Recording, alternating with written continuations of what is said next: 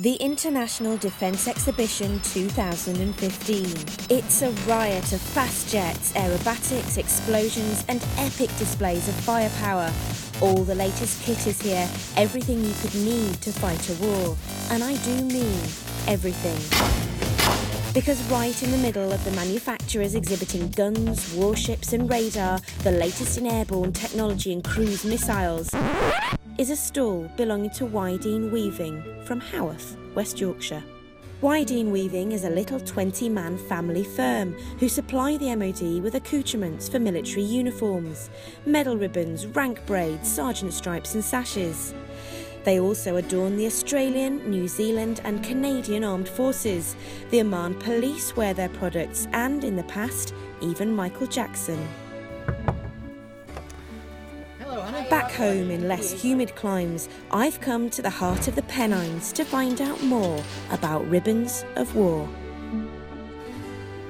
So welcome to Haworth. Wyedean, our home for the past 50 years. This is our guard, Dean. Dean, Wyedean. Exactly, Wyedean.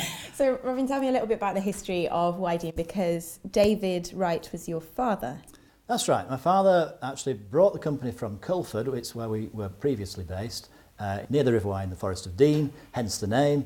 He brought it here in 1964. This was to be nearer the main source of raw material, which was wool, for sashes and worsted braids and so on, which is what we make. In the 60s, the domestic market for ribbon or narrow fabrics was big but competitive. A small company like Wyedean was unlikely to survive. But Robin's dad David spotted a niche that appeared secure. Narrow fabrics for military uniforms, officers' ranking braid, chevron lace, as well as parachute harnesses and putty tape. Not at the mercy of fashions and trends, so long as Britain had a monarchy with military ceremonial requirements, Wyedean had a future, and he turned out to be right. So this mill has some history with it. It was the only thing that survived from a church where the factory was rebuilt during the war.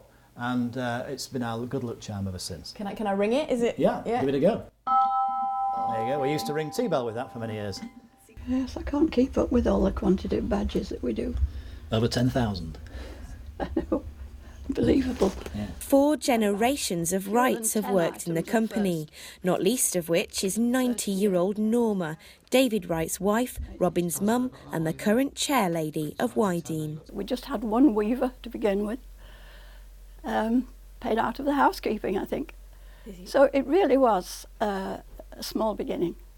But the mill bloomed and we were very fortunate. We worked hard, and I think we also had a certain amount of luck as well.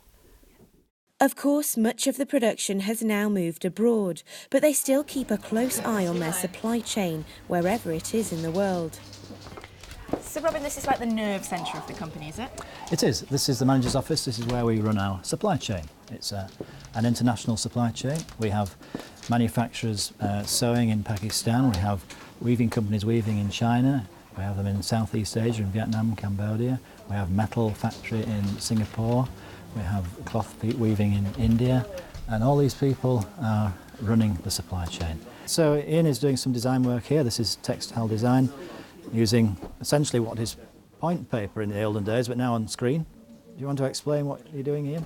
What I'm doing here is making basically a copy of a textile fabric, a narrow fabric, sent to us by the customer, using computer-aided jacquard design technology. Create the design and fill in the weave structure on this grid here. And the vertical lines representing the warp threads, horizontals are weft threads. So that design, that template is made on a computer and then goes through to the weaving? It does, yes. It goes via a floppy disk into the electronic digital weaving machine. But some of Wyedean's accoutrements are still made in Haworth. The specialist products, urgent orders and all the prototype development still happens here. And no matter where it's made, everything comes through the Yorkshire factory for quality control. When supplying the military, there's no margin for error. They still have over 100 specialist textile machines here, some of them the best part of a century in age, and I was keen to see them at work. So this loom is weaving laces for The foot guards, which are part of the household division, it's a wool lace.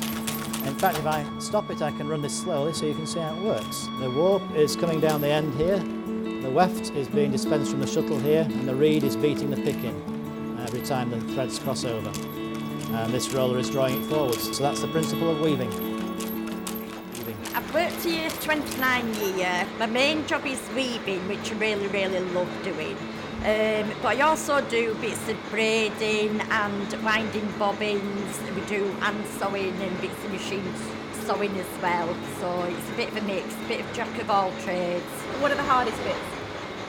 Ooh, I suppose lifting heavy beams in and things like that, but you can always find a man to lift them in for you if you're lucky. And the bits you enjoy the most? Weaving, definitely weaving. I think it's because I started on these, but I only like the old looms. I don't like the new needle looms. I call the 60B my baby. It makes you really proud when you're watching things on television with like the forces and the royal family, and you see all your bits of insignia and things that you've made. Yeah, it's really good. Worldwide product. So this is a maypole braider. It's the same principle as maypole dancing. We've got half of these carriers going clockwise, half going anti-clockwise, and they're weaving in and out between each other. This is a gold wire cord. So is that real gold? It is. There's copper in the middle, but on the outside it's real gold, pure gold. And I'll turn it on, you can see how it works.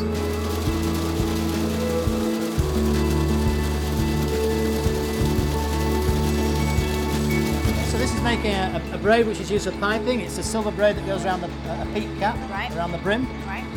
Again, it's a similar principle to the machine we saw down there, but it's a much older machine. So it goes in with quite a clunk. Here it goes. Wow.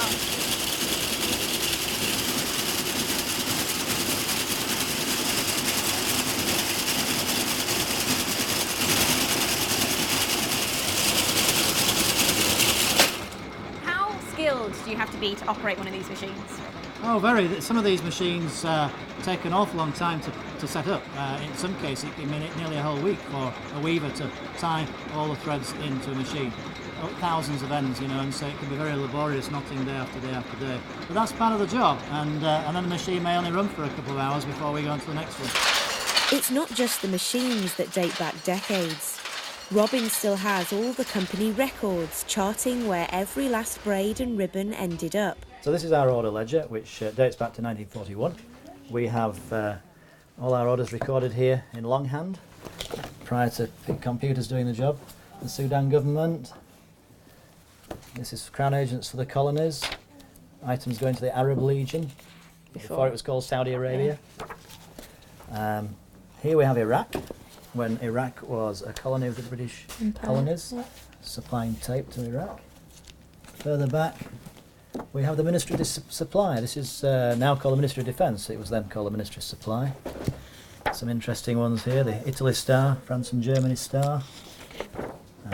Aircrew for Europe. This is right in the middle of the war. Here we've got some Victoria Cross. Here we are in